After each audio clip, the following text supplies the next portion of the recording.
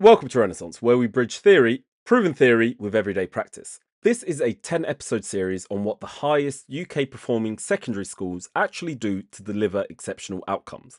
Go to the government's performance tables, sort by progress and attainment. The same small group rises to the top year after year. They're not identical, different communities, different intakes, different contexts, but the results stay consistent. We've studied these schools through visits, observations, public evidence, and direct conversations with the teachers inside of them. No ideology, no guesswork, just repeatable practice aligned with evidence. What follows is one of those patterns. There is a teacher myth that refuses to die, that students learn best by discovering things for themselves. It sounds empowering. It feels progressive. It's mostly wrong. For novice learners, discovery is one of the fastest ways to overload working memory. Cognitive load theory explains this clearly.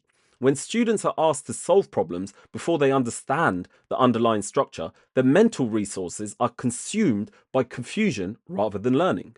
John Sweller's research showed that unguided discovery consistently underperforms explicit instructions, not occasionally, but consistently.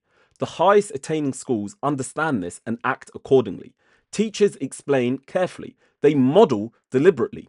They walk students through worked examples, step by step. Nothing is left to chance. This aligns perfectly with Roshan's principles of instructions. New material is presented in small steps. Understanding is checked consistently. Practice is guided before independence is expected. Independence is the goal, but clarity is the route. Here is what happens often in average classrooms. Teachers pose complex problems too early. Students guess, some get it by chance, most don't. The lesson moves on. Misconceptions fossilize. Later, during revision, gaps explode. High attaining schools avoid this by engineering success early. They ensure students understand before moving forward. They treat confusion as a signal, not a stage. And has a massive implication for equity. Explicit teaching benefits all students, but it disproportionately helps those without academic support at home. Clarity closes gaps, guessing widens them. So let's be blunt. If explanations are weak, attainment will be weak. If modelling is rushed, misconceptions will multiply. If independence comes too early, learning will stall. The best schools do not abdicate instructions, they own it. They teach deliberately, they guide relentlessly, they release gradually. And that's why learning happens faster. They remember more and they perform better.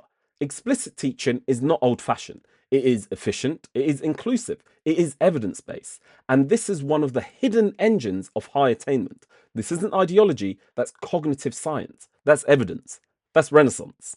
Thank you.